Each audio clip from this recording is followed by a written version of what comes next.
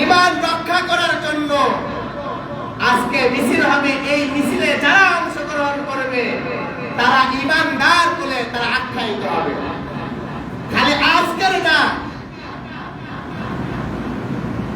এরপর থেকে যতগুলো আল্লাহ এবং আল্লাহ রসুলের শানে বেয়াদবি, ইসলামের বিরুদ্ধে যারাই কথা বলবে তাদের পিছনে, তাদের সামনে বিরুদ্ধে প্রতিবাদ করা এটা মুসলমানের ঈমানি দায়িত্ব। বলবেন যে আমি হাঁটতে পারি না, বাজারে তো ঠিকই যান, বড় বাজারে যান না, যাইতে সমস্যা কোথায়? তাহলে আজকে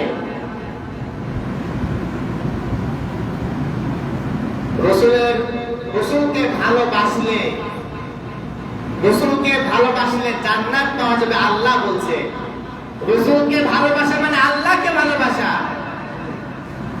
আল্লাহ নিজে বলছে যদি আমাকে ভালোবাসতে চাও আমার রসুলকে ভালোবাসো। আর রসুলের নামে খারাপ কথা হবে আর আমি আপনি মুসলমান দাবি করবো, এতই সস্তা? তাই জন্য আপনাদেরকে দাওয়াত, আজকে আসরের নামাজের পর মিছিল হবে। এই মিছিলটাই হলো আমাদের মনে মনে সর্বনিম্নের প্রতিবাদ করা। পর্বত ইনশাআল্লাহ আমি যাব, আমার সঙ্গে যাবেন তো ইনশাআল্লাহ। আসরের নামাজ ওখানে পড়বো ইনশাআল্লাহ। আর যদি বলেন জমির মোল্লার গেটের মুসল্লি, আমরা নিজেরাই আসরের নামাজের পর মাইক নিয়ে আমরা নিজেরা এখান থেকে চোরহাস মোড় হয়ে আমরা গজবপুর হয়ে বড় বাজার ঘুরবো, পারবো তো ইনশাআল্লাহ?